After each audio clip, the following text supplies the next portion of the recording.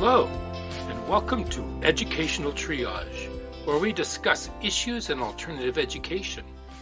This is a discussion about teaching, by teachers, for teachers, and others who are interested in the alternative education world. We hope you find today's episode relevant, engaging, and useful. And if you do, please subscribe. I'm Tony Hunt, and I'm here to help guide you with the help of my friends Christy and Philip.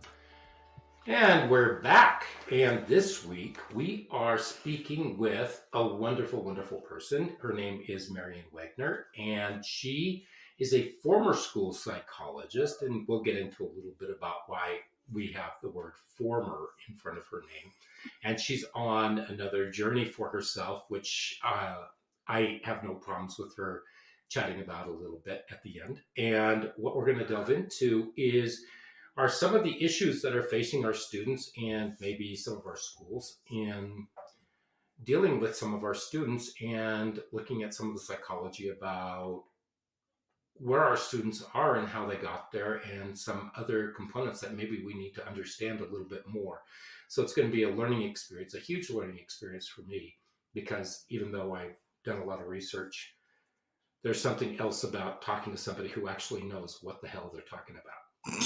So, sorry, I probably shouldn't have put that in that's perfect. Since this is a clean kind of thing that we're having. So, you've worked in 3 states. Yes. I've been a school psychologist in 3 different states. And in 3 completely different experiences, correct? Yes. Tell us about that. Okay. So, first of all, thank you for having me. You're welcome. I'm excited to talk about this, even though as Tony said, I no longer practice in school psychology. It was a huge part of my life for a long time. And I did practice in 3 different states, Oregon, Colorado, and Nevada. And vastly different experiences in each state, but the same, I guess you can call them problems, are present in all 3. And yeah. So what were those problems? I don't know if we have time for that. Well, what would you say were the major problems that all 3 experienced? I think, well, from the systemic level, if you're just talking from in the admin level, speaking to the boots on the ground, which I would consider people that work directly with children and their families. That would be school psychologists, special ed workers, all the people that are doing the work. The communication between them and oftentimes the administration would be an issue in some of the districts I worked in. I would see different funnels of how children would qualify for services looked different in different states. And early intervention looked very different in different states. So what qualifies a student for, what do you mean, first of all, what do you mean by early intervention? Early intervention, I would say, be more identifying children with significant or smaller needs that before they even start kindergarten, 1st grade, we start introducing more academic type stuff, right? Nowadays around 1st, 2nd, 3rd grade. And the quote unquote standard for a lot of children is they should be doing XYZ with reading by 2nd grade, which it's a very concrete standard that doesn't really fit developmental milestones for a lot of children, especially more boys who read later. And so it's more identifying children that maybe need a little boost or a little lift before they even get into a school setting. But yeah, I think honestly how districts handle those 1st, 2nd, 3rd grade years for a lot of these kiddos, some of them look at it very rigid and say, oh, this boy in 2nd grade can't sound out these words. He needs to be evaluated. And he might just be just on time, on his time. And we need to just give him some time. But some districts don't see it that way. So do you think districts should probably group students by where they are as far as developmentally? So maybe you have or maybe even with their own learning techniques. So let's say that you have a bunch of boys who are pretty rowdy, and sometimes boys get rowdy, and I shouldn't just say boys. Yeah, I've seen some girls. Children get rowdy because, one, they're bored.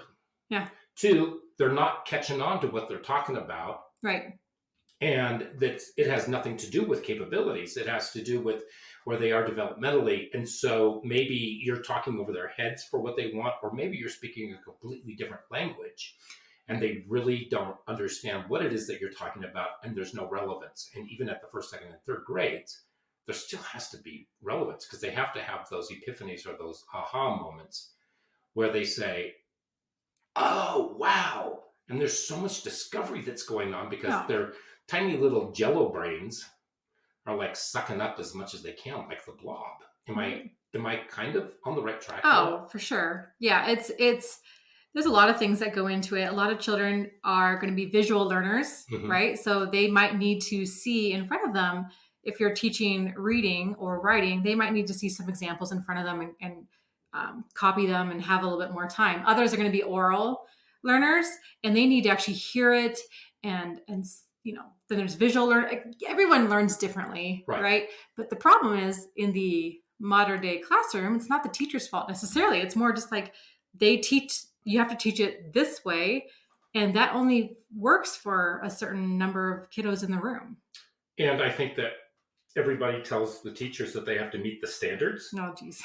And the only way to meet the standards is with the standardized tests. Yeah. And there's no other configuration that actually, and which is momentary. I mean, it's a snapshot in time of where the student is that day. So it depends on whether or not they've had a decent night's rest, that there's been no domestic violence, that there hasn't been any houselessness, that there hasn't been any number of significant, let's call them traumas or incidents that happened that might impact their mindset that day when they take that test. Yes. And that's something that I feel like I do feel a lot of teachers are naturally sensitive to looking at the whole child and considering those things, because a lot of people went into teaching because they love children. But there are a lot of kiddos that come to school and that's their first meal and their last meal. Like, that's their food. That's their place where they feel safe. I worked when I was in Colorado we had in each classroom, it was about 80% where English was their second language. And they are arriving into our schools and some of them don't speak any English.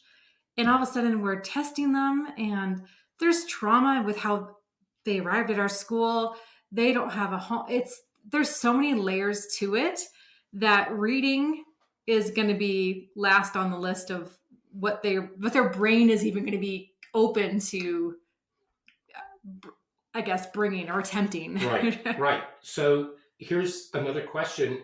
If people receive these newcomers, and I just say whenever any student walks through the door that they should feel welcome, wanted, and needed. Yes. And that also means that the head office is preparing teachers and giving them advance notice, and not just bringing little Tommy Thumbsucker down into the room and saying, here's your new teacher, just so that you know this is Tommy, and then we'll catch up on what he needs later. Yeah, what you just described, though, is what happens. I know. Yeah. And a lot of times counseling departments, they don't let you know. All of a sudden, a kid will walk in the room and they'll say, okay, what do I do? And you're stuck with nothing, and you're trying to contact that counselor, and the counselor says, I don't have time right now. Yeah. So it would be nice if there was some sort of system where we had that. So when the students do come in, that you are welcoming, that you know what their needs are, and you can do some sort of a preparation for them. So when these students come in, let's say that a kid does come in from another culture, their schooling is completely different. And so what are some of the things that a teacher can do in order to help with that on a moment's notice? What's a checklist, let's say, off the top of your head, which isn't really a fair question? No, I think so much of communication is nonverbal. And that is a universal language. Right. And for a lot of these kiddos they're scared, they're nervous, they're in hyperdrive because they're looking around them and it's a whole different landscape than what they're used to. But if they have a teacher that gets down on their level, let's just say it's a second grader or a first grader, gets down on their level and just smiles, and they may not even understand what the teacher is saying, but they can feel their words and their intonation in what they're saying and know, oh, this is someone who is happy that I'm here and is welcoming me, and maybe just give them some time to just sit and they can draw, color. It doesn't have to be, okay, let's we're learning right now. So experiential emotional experience. I'm trying to figure out how to phrase that. What is the experiential, emotional experience that they have when they walk through that room? Is it a positive one? Is it a negative one? Is it one where their hairs are on end? Oh, it's always going to be fight or flight, right? It's when you go to a new country and you're looking around and maybe you're the only one that looks like you in the room and you don't know, you've never been there before. There is a little fight or flight there until you're used to it, until you feel, okay, there's no danger here. And I think that's the job as teachers and adults in the school, is to make an effort to just address that first need, which is not an academic need. It is a safety need. Yeah. And so, okay, so there we go. Maslow's first. Yes. Yeah. And I think that's one of the first things that we need to do when any student, it doesn't matter what level that they're coming in. So what do you think is a common, what would you say is a second commonality in the issues that surround states? Oh. Going back to your geez, like how they're different? Mm-hmm. Well, what they all have in the problems that are the same. I would say, I'm speaking from the perspective of a school psychologist, and maybe people that are in special ed, I know special ed teachers can maybe relate to this for sure, is in one district I worked in, I was allowed to do preventive work. I was given space and time and would even get some money approved to do things that would be like the Girls on the Run program as an example. If you're familiar with that, it's a social emotional running based program where you work with girls in elementary school and you train together, you do some exercises together, social exercises over the course of several months. And then they all run a 5K together at a park with other schools. And it is so cool. And other teachers can take part of it. You get these girls that a lot of these girls don't run. Like they have no reason to run. And then all of a sudden they're accomplishing something. Like they're like, oh, I just ran a 5K. And maybe they walked it, but they still showed up and were a part of something, maybe for some of them for the first time in their lives.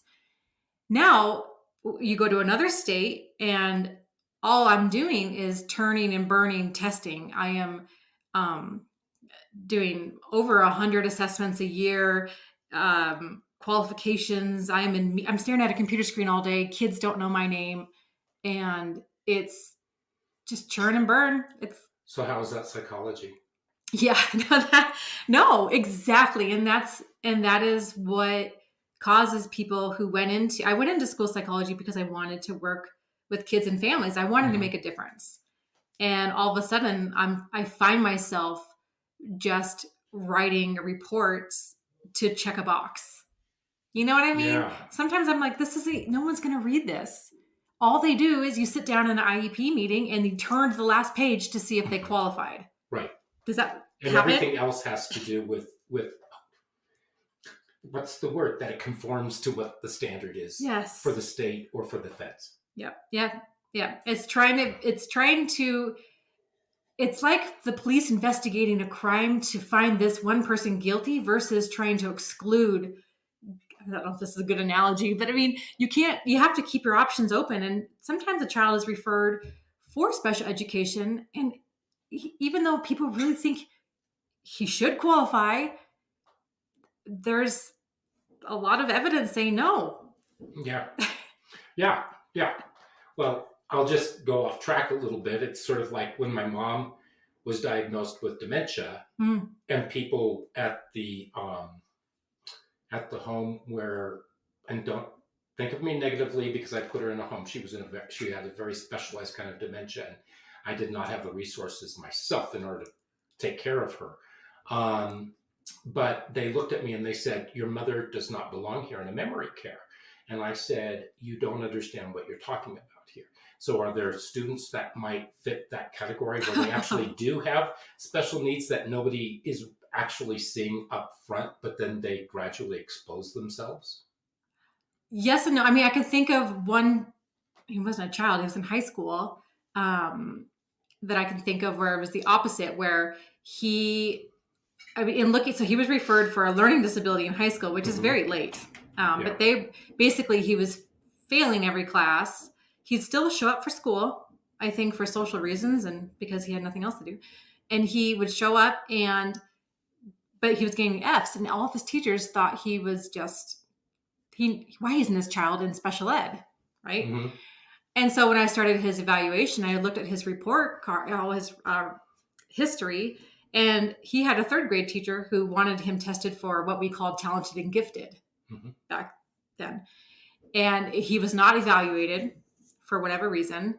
And his grades or his performance in grade school was pretty average, nothing extraordinary. And long story short, I test this kid, and he is up until when I retired, he was the highest IQ I have ever seen. I mean, we're talking, he had more intelligence in his little pinky than any administrator in that building. And sometimes that's not hard. No. And I sat there, and he was a nice kid, but he had a little exterior shell on him. And I said, are you just bored? And he's like, I'm always bored, and I'm lazy. And I'm like, okay. And we just talked. He's like, no one's ever asked me these questions before. And he was telling me he wants to be a mechanic, so there's no reason for him to work hard in school. He'll figure out a way to graduate, whatever. But he's always gotten by with the bare minimum, and people have labeled him dumb his whole life. And so he thought, well, whatever. It was this level of apathy. Mm-hmm. If that's the way they think, it's a lot easier for me just to go along with how they think. And what's the difference? Yeah. And people were very upset when he didn't qualify. And I remember thinking, we failed this kiddo somewhere along the way, because if he would have just had some sort of, I don't know, maybe, and it's not always the school, it's parents too, but somewhere where he could have been challenged and inspired in some way. Tony Robbins says that he doesn't believe people are lazy. He believes that they just haven't found what motivates them. Mm-hmm. And for a lot of people, if they don't have self-discipline and that inner drive, you need to have inspiration or desperation to show up. And this kiddo, I hope to this day, I hope he's found some sort of inspiration, because he'll take off, but it wasn't. There's so many students who are like that, though, where you ask them, I take a look here and you were doing really well, and all of a sudden you just fell off the map. Yeah, what do you do with? And they say, well, nobody's ever asked me about that before, but here are the things that happen. And it's sort of like, okay, so that's sort of like looking at a car wreck and not saying, I wonder how that happened. Yeah. I mean, who hit who, what the heck happened, and what are the casualties? Yes. And so something happened. And so if it was a traumatic event or something else happened, sometimes it's a teacher says something that sort of takes the wind out of the sails, or there are more and more studies that say, do not tell kids that they are smart. Don't tell them that they're intelligent. Keep feeding them and tell them you did a really great job. Yeah, I always take it a little step further and say, I always praise the effort behind. So it's not saying way to make that basket that, if you shoot a basketball and you make it in, like, oh, great shot. You say, you really got under that ball, because it makes them think, right. I remember, I think from one of your podcasts. Yeah, I talked about that. I'm going to plug her podcast. It's called Dare to Decide with Marion Wagner. You talked about that. I was trying to remember where I heard that before, and now I remember. Yes, because I think about the boy I just talked about and how if we had just somehow praised, he already had the brains, but just praised effort or give him a challenge and let him struggle a little bit through it, but don't let him quit and push him through it. And let him develop a sense of resiliency and pride. And that's about identity. And identity is something that we are trying to almost eliminate in a lot of school districts, I think. Well, the kids actually pick up on this, and some of them feel as though they're just inventory and they're just a number and they're just being shoved through. And some of them rebel against that. And when they do, then they're kind of told, you're one of the bad kids now, because we're dealing with so much, we want so much conformity to happen. Yes. And people are complacent towards becoming conformists. And the people that say anything about it are labeled as negative. And so people are afraid to speak out and say, no, this is what I actually need. Now, the nice thing is that there are some good things that came out of this. There's a push for universal design for learning. Are you familiar with that? To basically, because you've been out of it for a little bit, if you remember Howard Gardner's multiple intelligences, it's sort of like creating lesson plans that reflect doing that. It's a more refined way of Howard Gardner. And in education, things are constantly being regurgitated and reformed and renamed, and then they come back in a different form. And sometimes it's just a hint of change. And this is actually, I think, a great way of holding teachers accountable and making them say, look, if you can't read the book, let me give you an audible book. And you can learn via the audible. And I'm not going to push Audible, but an audio book. There we go. Or something else. And they can figure out what's going on. Maybe they're more tactile or more visceral learners, and actually helping them do that. Even if they're kinesthetic, how do you do that? Nicole Goyle, who I really like reading, says that he was diagnosed with ADHD because he was so bored that he started acting out in his classes. And he wasn't ADHD at all. He was just a very bored person. Well, so yes, that's a lot of kiddos are referred for the other health impairment or ADHD because they aren't paying attention in class. But really, a lot of children, like we as human beings, aren't necessarily wired to sit still for 6 hours a day and stare and listen. And kids learn differently, and that's just not us. No, they've got to get up. They've got to move. They've got to do some kind of experiential. In the episode where I speak with Valinda Jones, she talks about that there needs to be an emotional attachment to an experience. And if it's a good emotional attachment to the experience, then that's something that drives more learning with the students. So if they have like this wonderful epiphany as they're doing something and they go, an aha moment that's really positive, then that's how they're going to start experiencing everything. And so we need to try to create more of that and help them, as you like to say, fail forward. Yes. And I also feel like we need to instill or support the idea of curiosity creation in kiddos. And in some modern classrooms, the idea that you can be curious or, think about things in a different way is almost looked down. It's almost punished. Like that's not what we're doing here. Right. When then you look at successful people in the corporate world or just in, adult phase, it's the curious ones that are rewarded. Like it's for the most part, people that think, yes, that's what I mean. Yeah. It's people that have the self-discipline, the curiosity, they don't want to conform. They're going to pave their own path. And yet that's what we try to extinguish in some classrooms, not all, but that's what I observed. Well, sometimes teachers don't like to be thought of as not being the know-it-all. And a teacher does not like to say, I don't know. And when they don't like that, then that sort of eliminates the safety factor for a kid to fail, because then the kid has to come up with the right answer all the time. And if we do that where everything is lockstep, then we've driven the learning out of learning. Yes. And the curiosity out of learning, and learning is about curiosity, isn't it? Yeah. And I think I had the pleasure of working with some amazing teachers, and a lot of them came from this approach of almost learning alongside the children. Like, let's explore this. Let's dive into this. What do you guys think about this? And that's kind of a come with me approach versus a follow me. This is what we're doing. Right. And I've worked with so many people that are so terrified of even venturing out and learning anything new, or saying, I don't know, or let's learn this together. Because they feel as though they have to be the end all for the information. So if they don't know something, they want to bring other people in. And I get in trouble because I say, no, why don't you sit down and ask the student, show me what you know and teach me how you got to where you're asking adults to go to disregard their ego. Well, teaching has to be ego-less. Yes, that's exactly it. Because if you're in education, you should love being educated. You should love learning. Yeah. And I find that more and more teachers are averse to going to conferences, that they're averse to going out and learning more about things that they, oh my goodness, they want a cocoon.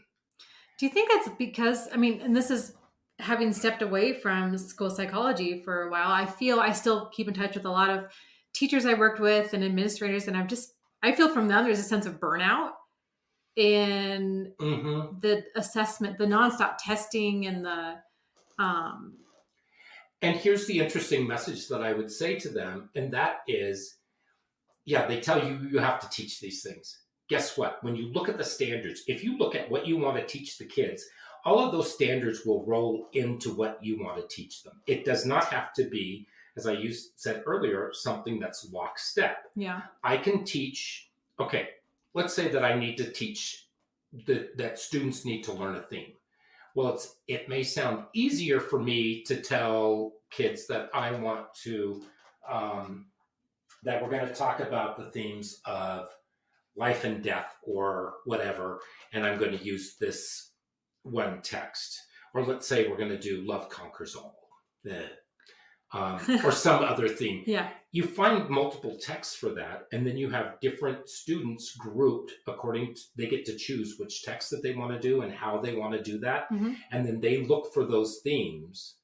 And so you talk about maybe symbolism, you talk about what themes are, and every one of those can get into that same theme the same way. And maybe they come up with some other ideas, and then they present those as a team. But they've all read different, and then they can all talk about it. And you can do like this big book group that actually meets the standards. It's gone far and above, and you have a more vibrant classroom because there's a lot more learning that's going on than you having to do everything, but you become more of a mentor. Yeah. Yeah. That's great. That's a perfect example. And that way you're learning more from them because students will have insights, and that's where the excitement actually happens. Yeah. Yep. And yeah, we're told, no, you need to teach from this text. You need to do this, and the kids will take that test.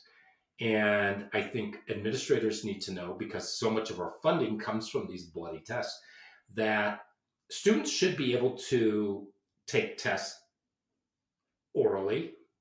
They should be able to do it by demonstration that they understand what those are. Yeah, rather than looking at a test. I don't test well unless I've really studied for it and I've spent weeks and weeks and weeks on a test or something. And yeah, I could pass tests on certain things, but I'm not going to do these stupid little tests where they try to do gotcha questions. And maybe it's just not a good day for me. And I don't think I'm an idiot. I know that I score fairly high, and I know that there's other people who will do better than I will in certain aspects, in certain milieus. And I think we all find ourselves in that, where we all have a certain level of intelligence, and we don't always test well for everything, but we can still grasp it and we still want to learn it. And that should not say that I'm not learning. And did I just make sense? No, it makes complete sense. And the purpose of a test is to gauge your understanding of the content. Well, the content, or because I don't think that knowing the names of Jack and I can't remember the other kids. No, you forgot it. In Lord of the Flies is really going to serve me well. But the ideas and the intentions of the book are what I remember. Well, and that's what matters. But some tests don't necessarily, they're almost like you said, trying to establish, did you read the book? Yeah. And then did you understand it? But I don't know. I also feel like we just need to also teach kiddos how to find the answers now. Because now there's certain math things that I look back in college, I'm like, I really didn't need that to take that class because I will never have to do long division that way where it takes, 30 minutes to do one problem. I can just ask Alexa. No, but now I know where to find the answers. And I don't know. I think education needs to evolve as well. So kiddos can see when they ask themselves, why do I need to know this? What's the reasoning behind this? Well, let's talk about it. Right. And so one of the courses that we teach our kids is called consumer math. And so they're saying, when am I ever going to use algebra? Yeah. And I said, well, let's look at this section right here. So let's say that you're cooking. And who doesn't love to cook? Well, there are some people. Anyway, so if you're cooking, you're going to have a dinner party and people are coming over and you've got a recipe for 4 people and you've got 6 coming over. Yeah. How do you figure that out? Well, that's when you're going to use algebra. And that's where you could, and so, it's just little things. And that's where the relevance actually hits. But we don't teach algebra that way. Right. So if we did do it that way, it might make more sense. So, but we don't even teach story problems well. We don't teach kids what's the actual question, what useful information is in there, and how do we go about doing that and doing a step-by-step where they have to explain something. And then once they do that, then they're starting to extrapolate what they need and put that forward. But not everybody's going to be able to do that. And there might be somebody else who has a better way of doing it. But for many of my students in the past, that's the way that it's always worked. And so they could draw pictures. Yeah. They could do all kinds of things in order to explain it. And they usually end up on the state tests as exceeds. Yeah. Wow. So I think that we just have to figure out a way that comes through for students. So I'm going to switch ourselves here. And I'm going to say, when does a child's mental health development, when is that pretty much formed? Now, I've heard that it's by the time that they've reached high school. Their mental health development? Their mental health development. Like, what would that include? Well, you're the psychologist. No, I know. I would say whether or not they're depressive, whether or not they have a good sense of self, what their self-awareness, what their self-worth is like. I mean, identity formation is always... Maybe that's what I'm talking about. No, but it makes sense. It starts at a very young age. I think, I'm blanking on who it was. I think it was Freud who said, like, give me a child up until the age of 7 and I will... Thomas Aquinas. Oh, okay, there you go. That I will have him for life. Yes. Right. And I feel like there is a lot of truth to that. Those early years are so pivotal as a child realizes what, not only who they are, but who they are in relation to other children. How do they stack up? Are they worthy of attention, love? But it's always, just because a child doesn't have that before they're 7 doesn't mean they're a lost they have no hope. And I think so. It's I can't say it at a certain age. I don't know if any human being can technically say it is 13 years old, it's done. I don't think you can do that. Every child is so different, and there's also genetics. There's other components to it too. So, out of curiosity, is depression genetic? It does have a genetic component, yeah. Okay. But it's not. It's a component. It's not, again, the full. Some people have a predisposition to being depressed. Yes. But if they have, let's say that they have their needs, their Maslow's, what do we call that? The Maslow's hierarchy. Hierarchy. That's it. if those are taken care of, then chances are that their propensity for It helps also tools on managing. mm-hmm. A lot of kiddos, if they might have a predisposition to be, a little depressed or morose or just kind of like down. But if you have some tools, where let's use theater, for example, Right. if they find joy in theater, well, then that's something that they know they can pour themselves more into, or music or something. Both more kinesthetic. Yeah. Or sports, even. It's just Yeah. something where you're moving your body and you're generating chemicals. Endorphins. Yep. To move into your bloodstream. But the problem is, I find with there's not a lot of that happening in public education, or those programs are limited, or they cut funding, or maybe they only have music once a week, or I don't know. There's and that's really limiting for a population that might be so desperate for something like that. Some kids don't even get exposed to it. Do they still, to the best of your knowledge, because I don't know, do they still do music? Because we used to do a lot of music when I was in grade school. And we would do it almost every day, and we would learn. And there's, she was the head of music for the LA Unified, and she taught me a lot, and she gave me a lot of materials to use. And even with multiple intelligences, if you put stuff to music and you teach it, and then students learn the melody, and they learn that whole thing, that stays with them much longer, because they can still, it's like a mnemonic device. Well, it's like, I know all the presidents in order, the U.S., George Washington, John Adams, Thomas Jefferson, all because it was a song that was taught to me at a very young age. Right. And so you still remember all of that. Yes. And so how often do we still do that? I mean, do they still do that? I don't know. I mean, again, I think it varies greatly depending on the state you're in and the school district that you're in.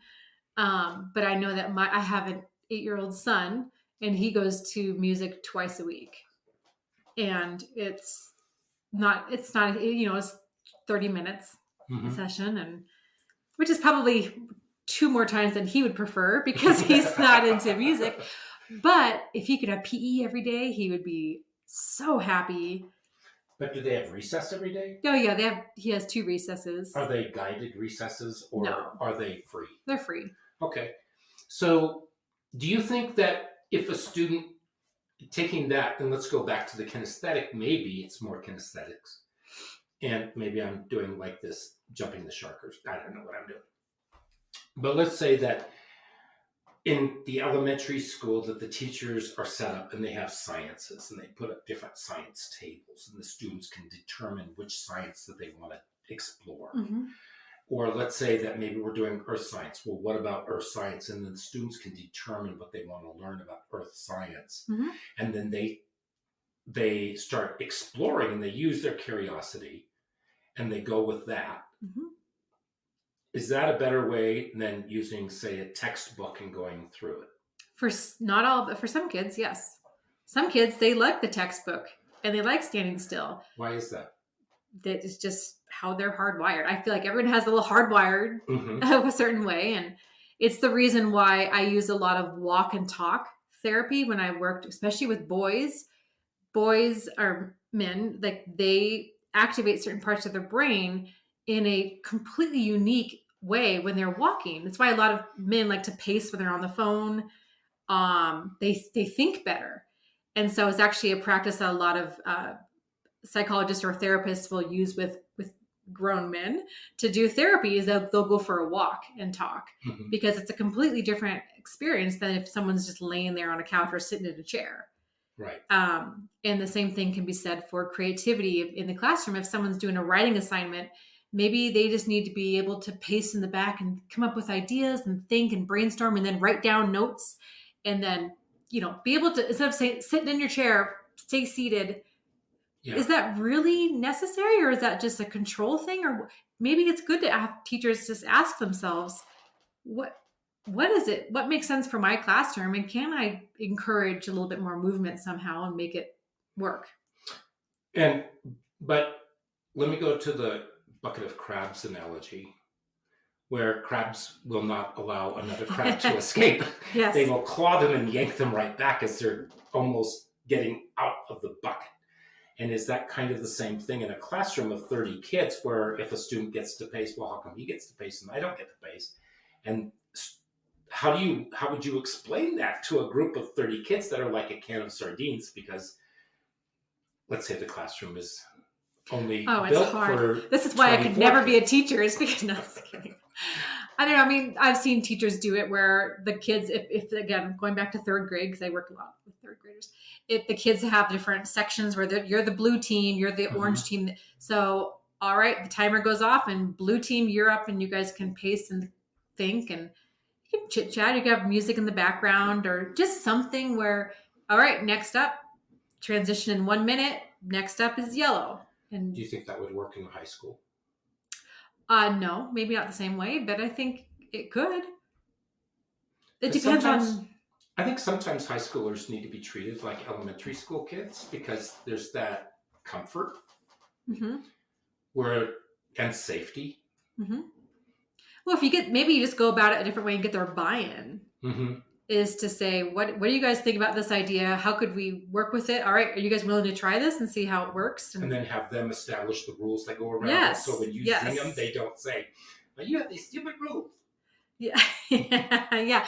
But if you get their buy-in and you actually have them help be a part of creating it, I mean, again, that goes back to those are business skills. Yeah. You 21st century skills. Yeah.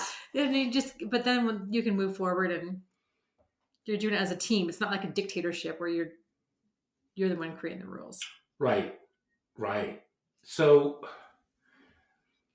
now there's a lot of different states, and I don't know how much you know about this, and if you don't, then that's fine. Because we can sort of do a little mutual cogitation on it. But if a student is placed in an alternative program, and I mean placed, they don't interview for it, but they're told that you're going down to that alternative program. What does that do? What would that do for a student's mental state if they're already feeling like they hate school anyway? Yeah. Because school's just not relevant. It's not doing anything for them. And now we're going to put you down there with those people because we have all these people who say, well, othering people is really bad. But they've been doing it for decades with the alternative programs, and they've othered those kids. So what do you think? I think a lot. I mean, it depends on the age, but for the majority of the kiddos, I used to head up the emotional disturbance program that was in one of the districts I worked in, and it was confirmation to a lot of them. Okay. I told you, this is where I belong. It's very, very damaging. And it's not to say that it's not the right, some of these kiddos, they do need extra levels of care that the school staff, and they're just not prepared to, they don't have the tools and the time and the resources. Sometimes the kid presents a danger to other kiddos, but when you're sent to another program, and it's framed a certain way. I mean, most of the kiddos I worked with in what we called emotional disturbance here they were very intelligent, and they saw it as confirmation of their unworthiness. So what do you think districts or buildings or the system needs to do in order to reverse that confirmation? And I think the only answer I can come up with, and I think a lot of your listeners would have ideas as well that would be worthwhile, would be early intervention has to be critical. Prevention, support, those type of things, making sure that kiddos feel safe and wanted and cared for. And maybe a child isn't the best at reading and writing or science and all these things, but they're really, really good at piano, or they are an incredible artist. Why why can't we somehow as a school system support them and be like, this is incredible. You have a gift, and support them there instead of making them feel like they are a failure because reading doesn't come as naturally to them as it does for some other kids. Because you can't conform skills-wise. Yeah. It's all about conformity, isn't it? A lot of it. And that's the hard part is, I don't know. I look at, I go back to the kiddo that said he wanted to be a car mechanic and he had a genius IQ. Right. And I was actually thinking, I bet some of the people in that room would, if they heard him say that and looking at his IQ, they would think, what a horrible goal. You should be shooting to be this or this. Right. I want to be like, I actually know a lot of very, very successful, very wealthy, not rich, wealthy people who went to trade school, whether it's to be an electrician or a beauty school, that have created incredible careers using, I don't know, long story short, who defines success today? It should not be someone's third grade teacher telling a child that you need to go to college and you need to do this, that, and everything like that. And you have to have these skills in order to get there. If you don't walk this one path, then you're a failure. And right. Yeah. Right. Wow. Thanks. So I kind of get the idea that one of the biggest reasons why you are no longer doing education anymore is your frustration with bureaucracy, paperwork, and not really being able to focus in on the student themselves. I saw very quickly when I was transferred to a new district in a new state, I just saw there is not an avenue here for me to actually make a difference. There is no possible way for me to make things work. And people, they don't want me to ask these questions or to even have this conversation. It was not something that was encouraged. In fact, it was, why would you want to bring a Girls on the Run program? It doesn't, and again, to be fair, it's because a lot of them were burnt out on, so many things put on their plate. But if we keep filling the plates of educators with these little shiny objects that really have no business taking up time and energy and space, we're not ever going to make room for the preventive stuff. And that's really what's going to help kids in my mind. Right. So yeah, I decided, even though I went to graduate school, I did all the things I loved in my profession, but like many people, we have to adapt, and I took a different course. And now you are working with women who want to start their own business online. And so you're doing online business coaching, correct? Yeah. So I stayed working as a school psychologist, and then within 1 year, I just started working with women with their mindset and their health. I don't think those two are mutually exclusive. Right. Like we talked about, right? The mind-body connection cannot be denied. And I replaced my income, and now I do this full time, where I work now primarily with female solopreneurs who want to build an online business, whether it's an Etsy shop or it's starting a podcast or starting their own coaching business, whatever that is. And I help them create the confidence, the framework, and the systems behind it. And that you're able to use the skills that you learned in order to work with kids the same way. Is that correct? Yes. Oh, there we go. So it's universal. Oh my gosh. Imagine that. Well, I want to thank you so much for doing this with us today. This is fun. I haven't talked about this stuff in so long. Oh, good. No, I learned tons from you. So thank you so much, and maybe we'll have you back. Thank you so much. Yeah. Okay. And to all of our listeners, thank you so much. And I will be right back.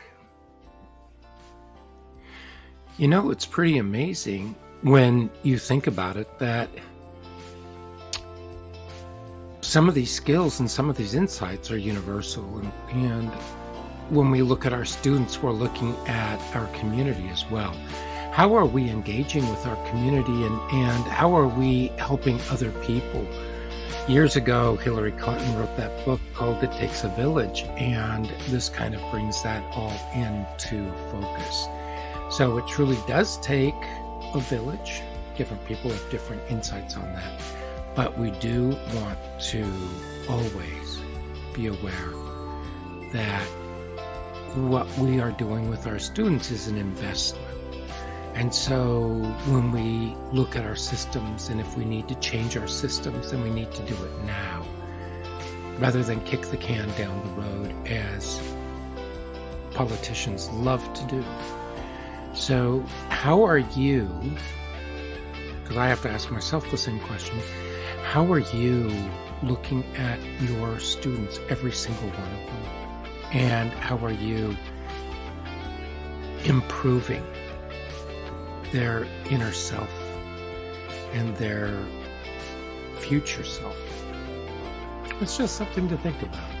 So until next week, adios.